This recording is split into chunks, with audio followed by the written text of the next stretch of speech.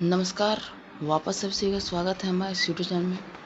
यदि आप भी हैं बिहार बोर्ड में कक्षा 10वीं के छात्र और अभी आप लोग अपना अध्ययन पढ़ाई जारी रखे हैं, तो हम लोग सोचे कि आपके पढ़ाई में हम भी थोड़ा सहयोग दे दें। तो आज की इस वाली वीडियो में हम लोग लेकर के उपस्थित हैं साइंस का भाग फिजिक्स का चैप्टर 1 जो है आपका प्रकाश का परावर्तन, उसका ऑल ऑब्जेक्टिव क्वेश्चन।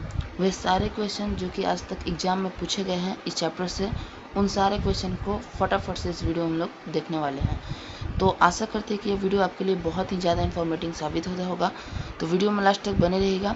यदि वीडियो अच्छा लगे तो वीडियो को लाइक करिएगा, अपने दोस्तों पर ज़्यादा शेयर करें और हमारे चैनल पर आए तो चैनल को सब्सक्राइब कर लीजिए, क्योंकि बिहार बोर्ड से रिलेटेड तमाम अपडेट तथा इस प्रकार की इन्फॉर्मेटिव वीडियो आपको हमारे चैनल पे मिलती रहती है। तो वीडियो में लास्ट तक बने रहिएगा, यही आपसे अनुरोध है। फटाफट से हम लोग वीडियो को शुरू करते हैं। तो देखिए, आपका जो चैप्टर 1 है उसका नाम है प्रकाश का परावर्तन। इसी का ऑब्जेक्टिव हम लोग पूरा आज के सॉलिड वीडियो में देखने वाले हैं। और बात रही इसके पीडीएफ की, तो यह पीडीएफ भी आपको मिल जाएगा। उस पीडीएफ को प्राप्त करने के लिए आपको हमारे टेलीग्राम चैनल पर चल जाना है और टेलीग्राम पे सर्च मारना है एपी लर्निंग, जो कि इस चैनल का नाम है। वहाँ पे आप हमें सब्सक्राइब कर लीजिए। वहाँ पे बिना किसी पैसा के, कोई भी पेड कोर्स के बिना आपको हर एक पीडीएफ प्राप्त होता है। तो जाके वहाँ भी हमें सब्सक्राइब कर लीजिएगा और इस चैनल को भी सब्सक्राइब कर लीजिएगा। तो चलिए बिना से हुआ हम लोग वीडियो को शुरू करते हैं। चैप्टर 1 प्रकाश का परावर्तन। तो चलिए फर्स्ट क्वेश्चन को आने दें। पहला क्वेश्चन आपका है कि दर्पण के सामने किसी भी दूरी पर स्थित वस्तु का प्रतिबिंब सीधा प्रतीत हो तो वह दर्पण है। कह रहा है कि दर्पण के सामने यदि कोई भी दूरी पर स्थित वस्तु का प्रतिबिंब सीधा बनता है तो वह कौन सा दर्पण होगा। तो आप लोग को पता होना चाहिए कि जब कोई प्रतिबिंब काल्पनिक बनता है तभी वह सीधा रहता है, और उत्तल एवं समतल, यही दो दर्पण हैं जो कि हमेशा काल्पनिक प्रतिबिंब बनाते हैं। अर्थात इस प्रश्न का उत्तर आपका ऑप्शन नंबर डी हो जाएगा, समतल अथवा उत्तल। ठीक है, उसके बाद हम लोग अगले प्रश्न की ओर चलते हैं। अगला जो आपका प्रश्न कर रहा है वह प्रकाश की किरणें गमन करती हैं। तो यह तो आपको पता होना चाहिए कि प्रकाश की किरणें हमेशा सीधी रेखा में गमन करती हैं। तो आपका जो आंसर हो जाएगा ऑप्शन नंबर ए, सीधी रेखा में सही जवाब हो जाएगा। फिर हम लोग बात कर लेते हैं आगे तीसरे नंबर प्रश्न की। तो तीसरा नंबर प्रश्न कह रहा है प्रकाश के परावर्तन के नियम लिखें। तो ये हर एक बच्चा को पता है कि प्रकाश के परावर्तन के 2 नियम होते हैं। पहला नियम होता है साइन आई बराबर साइन आर, अर्थात आपतन कोण बराबर परावर्तन कोण। और दूसरा नियम होता है कि आपतित किरण, परावर्तित किरण एवं अविलंब तीनों एक ही बिंदु पर स्थित होते हैं। तो कुल मिलाकर आपका जो ऑप्शन नंबर बी हो जाएगा यह सही जवाब हो जाएगा। उसके बाद चलते हैं चौथा नंबर प्रश्न की ओर। तो चौथा नंबर प्रश्न की परावर्तन के नियम से निर्धारित होता है। तो अभी आपको हमने बताया कि आपतन कोण बराबर परावर्तन कोण। ठीक है, फिर आगे बढ़ते हम लोग। आगे क्वेश्चन है क्वेश्चन नंबर 5वां। तो आपका 5वां नंबर जो प्रश्न है वो कह रहा है कि प्रकाश तरंग का उदाहरण है। मतलब कि प्रकाश किस तरंग का उदाहरण है। तो आप लोग को पता होना चाहिए कि प्रकाश है में द्विपद गुण पाया जाता है।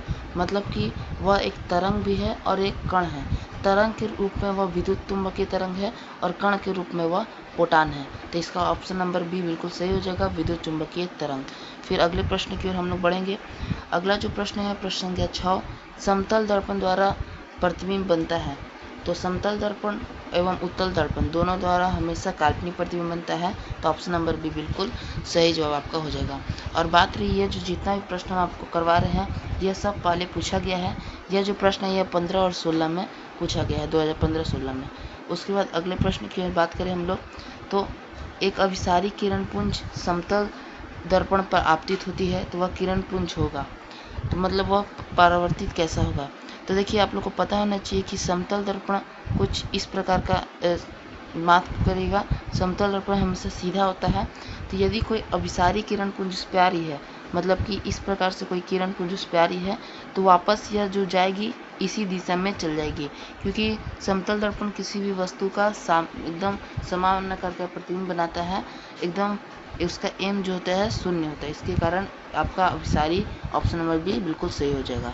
उसके बाद हम लोग बात कर लेते हैं प्रश्न संख्या 8 की। समतल दर्पण द्वारा प्रतिबिंब होता है। तो ये तो काल्पनिक हमें पता ही है, हमने बता दिया अभी आपको। फिर उसके बाद बात कर ले हम लोग किसी समतल दर्पण द्वारा आवर्धन होता है। तो हमने बताया आपका समतल दर्पण का आवर्धन हमेशा 1 होता है, प्लस में 1 क्योंकि समतल दर्पण का वस्तु की ऊंचाई एवं प्रतिबिंब की ऊंचाई हमेशा बराबर होती है, और एम बराबर मतलब आवर्धन बराबर यही होता है वस्तु की ऊंचाई बटा में प्रतिबिंब की ऊंचाई। तो ये दोनों को कटा के 1 हमेशा बचता है, तो समतल दर्पण का आवर्धन +1 होगा। उसके बाद बात कर लेते हैं हम लोग प्रश्न संख्या 10 की। समतल दर्पण की फोकस दूरी होती है, तो समतल दर्पण की फोकस दूरी अनंत होती है, मतलब इसकी कोई सीमा नहीं है कि एक निश्चित फोकस दूरी हो, वह हमेशा अनंत होती है। उसके बाद हम लोग बात कर लेते हैं प्रश्न संख्या 11। अवतल दर्पण के सामने वस्तु को कहाँ रखा जाए ताकि प्रतिबिंब वास्तविक एवं समान आकार का बने। तो यह सी पर रखा जाए। किस प्रकार से बनता है हम आपको एक छोटा सा डेमो देकर के बता देते हैं। तो देखिए, यह है आपका अवतल दर्पण। इसका पीछे से लेप चढ़ा रहता है AgBr, मतलब एल्यूमिनियम ब्रोमाइड का लेप दर्पण के ऊपर चढ़ा होता है। उसके बाद यह पीछे यहाँ से चल जाएगा आपका मुख्य अक्ष, फिर यहाँ पे हो जाएगा आपका P या F या C, और यह हो जाएगा आपका अनंत, जो कि आपको पता है। तो देखिए, इस दर्पण में यहाँ पे हम समझ लिए ये एक वस्तु रख दिए हैं, ठीक। उसका जो यहाँ जब कोई वस्तु होगा उसका जो प्रकाश है वह यदि मुख्य अक्ष से समांतर जाता है तो वह फोकस से होकर के गुजरता है, ठीक। तो फोकस से गुजार दिए।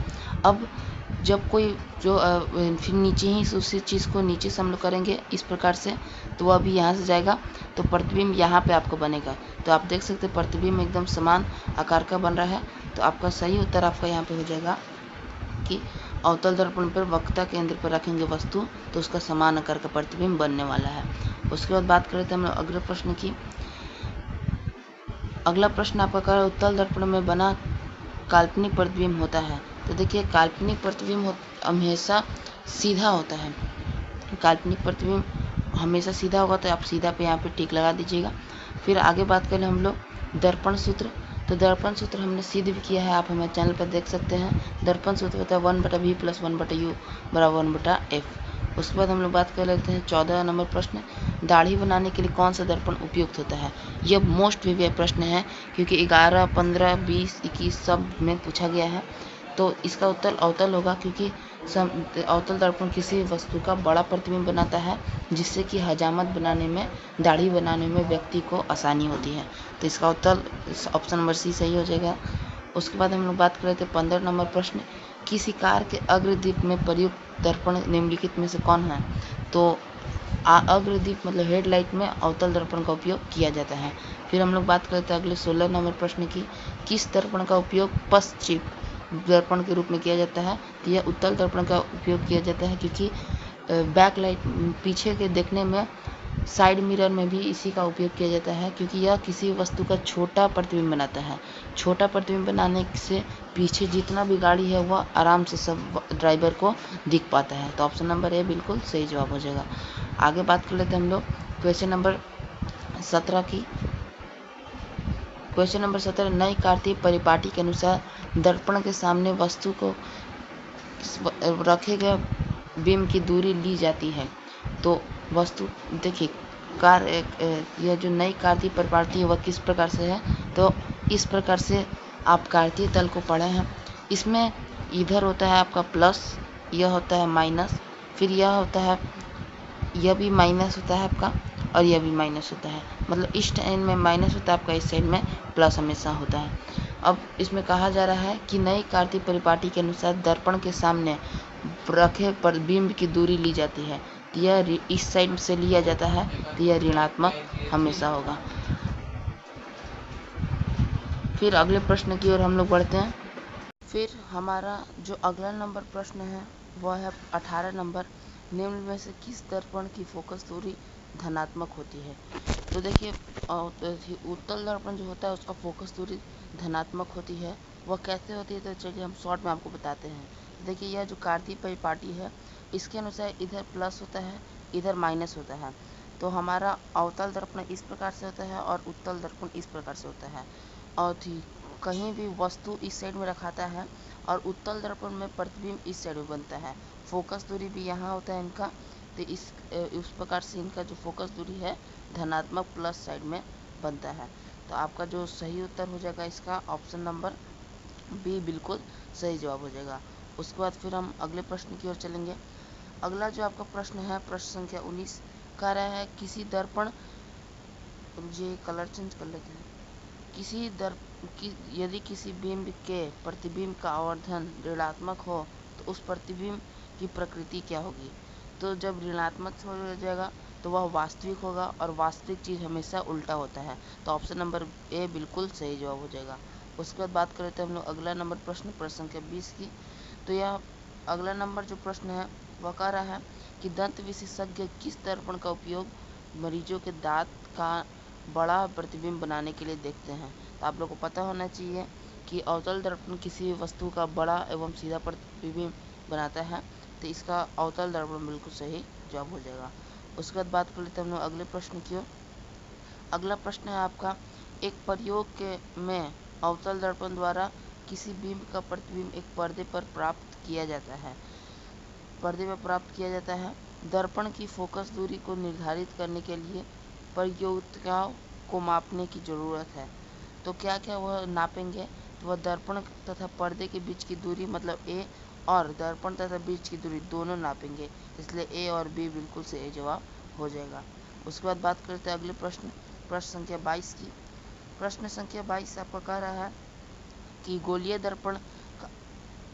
दर्पण परावर्तक पृष्ठ की वृत्ताकार सीमा रेखा का व्यास कहलाता है। तो गोलीय दर्पण जो आपका होता है उसका जो व्यास का यह जो भाग कहलाता है ये वाला, वह हमेशा द्वारक कहलाता है। तो ऑप्शन नंबर आपका जो डी है वह बिल्कुल सही जवाब हो जाएगा। उसके बाद बात करते हैं हम लोग अगले प्रश्न की। तो आपका अगला जो प्रश्न है प्रश्न संख्या 23 है, वह कह रहा है कि निम्नलिखित में से किस उत्तल दर्पण का फोकस दूरी जिसकी वक्रता त्रिज्या 32 सेंटीमीटर है? तो आप लोगों को पता होना चाहिए कि फोकस दूरी अर्थात F बराबर R/2 होता है, जो कि हमने सिद्ध भी किया है अपने चैनल पे।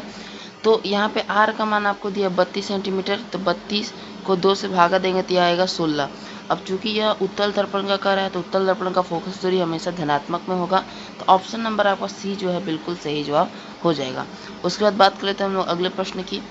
अगला प्रश्न आपका कह रहा है प्रश्न संख्या 24, हजामत बनाने के लिए किस दर्पण का उपयोग करते हैं? तो हमने बहुत बार इस प्रश्न को देख लिया कि हजामत बनाने के लिए अवतल दर्पण का उपयोग करते हैं, क्योंकि यह वस्तु का बड़ा प्रतिबिंब बनाता है। फिर हम लोग आगे बढ़ते हैं। अगला जो प्रश्न है आपका प्रश्न संख्या 25, काल्पनिक प्रतिबिंब होता है। तो आपको पता होना चाहिए कि काल्पनिक जो प्रतिबिंब है वह हमसे सीधा होता है। इसको हम लोग अवतल दर्पण पे समझ लेते हैं तुरंत। देखिए अवतल दर्पण कुछ इस प्रकार का होता है।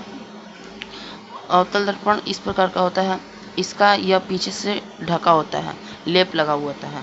तो अवतल दर्पण के केवल एक ही स्थिति में उसका जो प्रतिबिंब है वह काल्पनिक बनता है, जब वस्तु को यहाँ रखा जाए। यहाँ का मतलब कि P और F के बीच में रखा जाए। यहाँ C है, यहाँ अनंत है, तो यहाँ बनता है प्रतिबिंब, अर्थात सीधा बनता है हमेशा प्रतिबिंब। कब?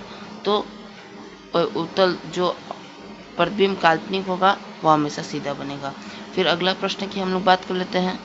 आपका प्रश्न संख्या 16 है, गोलीय दर्पण के फोकसांतर एवं वक्रता वक्रता यहाँ पे है, त्रिज्या के बीच का संबंध ज्ञात करें। तो वक्रता त्रिज्या का संबंध होता है F बराबर R/2 या R बराबर 2F। तो यहाँ ऑप्शन नंबर ए बिल्कुल सही जवाब हो जाएगा। इसको सिद्ध करना आपको सीखना है तो आप हमारे चैनल पे जाकर देख सकते हैं, हम इसे सिद्ध भी कर दिए हैं। और यह प्रत्येक वर्ष लगभग 5 नंबर का पूछता है कि सिद्ध करें F बराबर R/2 कैसे होता है, अवतल दर्पण या उत्तल दर्पण, कोई भी दर्पण में।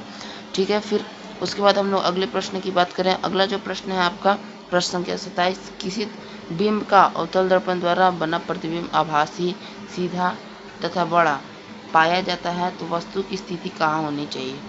तो आपको पता होना चाहिए कि केवल एक ही स्थिति में अवतल दर्पण का जो प्रतिबिंब है वह आभासी बनता है, तो वह होता है फोकस के और वक्रता त्रिज्या ध्रुव के बीच में।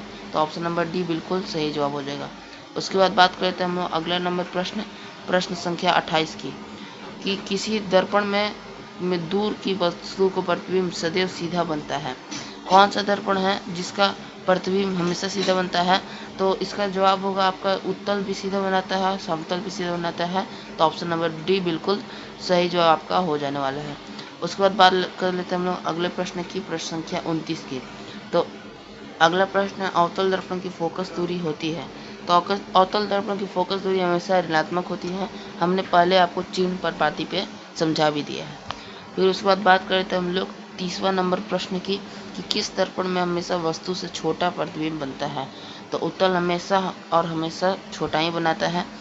उसके बाद बात करें तो हम लोग 31 नंबर प्रश्न की, तो किसी दर्पण की फोकस दूरी चीन प्रमाण के अनुसार ऋणात्मक मानी जाती है। तो ऋणात्मक किसका होता है? तो अवतल का हमेशा ऋणात्मक होता है। अगला प्रश्न है कि अवतल दर्पण में आवर्धित काल्पनिक प्रतिबिंब बनाने के लिए वस्तु को कहाँ रखा जाए। आवर्धित काल्पनिक प्रतिबिंब बनाने के लिए तो एक ही उसके लिए है, ध्रुव और फोकस के बीच में रखिएगा, तभी आपका जो प्रतिबिंब है वह काल्पनिक बनने वाला है। अगला प्रश्न की हम लोग बात कर लें, प्रश्न संख्या आपका 33 है कि किसी दर्पण की फोकस दूरी 20 सेंटीमीटर है, तो वह गोलीय दर्पण किस प्रकार का है। तो देखिए यहाँ पे आपको यह समझना है कि यह प्लस में 20 दिया है, तो फोकस दूरी किसका प्लस में होता है, मतलब धनात्मक में होता है, तो उत्तल का होता है। ऑप्शन नंबर बी बिल्कुल सही जवाब है। फिर अगला प्रश्न की हम लोग बात करें, प्रश्न संख्या 34, निम्नलिखित में से दर्पण सूत्र कौन है। तो ये हमने आपको इस सूत्र को सिद्ध किया है कि 1/v प्लस 1/u बराबर 1/f। तो यहाँ पे ऑप्शन नंबर आपका बी बिल्कुल सही जवाब हो जाएगा। फिर अगला प्रश्न की हम लोग बात करें, प्रश्न संख्या 25, निम्नलिखित में से कौन से दर्पण द्वारा किसी वस्तु का आभासी प्रतिबिंब मिल जाता है। तो आभासी देखिए आपको पता होना चाहिए कि उत्तल और समतल सदैव आभासी मिलता है, लेकिन यहाँ पूछा रहा है कि मिल सकता है। सदैव पूछता तो आप उत्तल तथा समतल मानते हैं, लेकिन मिल सकता है मतलब कि कभी कभी कतार मिलता है। तो अवतल दर्पण में भी कभी कभी मिल जाता है जब ध्रुव और फोकस के बीच में वस्तु रखाएगा। तो ऑप्शन नंबर डी आपका बिल्कुल सही जवाब हो जाने वाला है। फिर अगले प्रश्न की हम लोग बात करें, तो देखिए यहाँ से ख़त्म हो गया आपका यह जो पहला चैप्टर है। इसका जितना भी आज तक का बिहार बोर्ड द्वारा क्वेश्चन पूछा गया है वो सारे क्वेश्चन को हमने कवर करवा दिया। यह जो आपका चैप्टर 2 है प्रकाश का अपवर्तन, इसको हम लोग अगली वीडियो में कवर करेंगे। आशा करती है कि आपको यह वीडियो पसंद आया होगा। आप हमें कमेंट में यह बताइएगा कि आपने कुल कितने प्रश्न थे। इसमें हम लोग देख लेते हैं, 35 प्रश्न थे। तो 35 प्रश्न में से आपने कितने प्रश्न को सही मारा। यह जो वीडियो था आपके एक तरह से टेस्ट के रूप में था, जो कि आपके मैट्रिक बोर्ड परीक्षा से के दृष्टि से बहुत ही अहम था। तो अपने दोस्तों पास भी इस वीडियो को जरूर शेयर करें। वीडियो अच्छा लगे तो वीडियो को लाइक करिएगा, अपने दोस्तों पास ज़्यादा शेयर करें। चैनल पर नए तो चैनल को सब्सक्राइब कर लीजिए, क्योंकि इस प्रकार की इन्फॉर्मेटिव वीडियो आपको हमारे चैनल के माध्यम से मिलती रहती है। हम मिलते हैं आपसे अगले वीडियो में किसी नए टॉपिक के साथ। तब तक के लिए जय हिंद, जय भारत।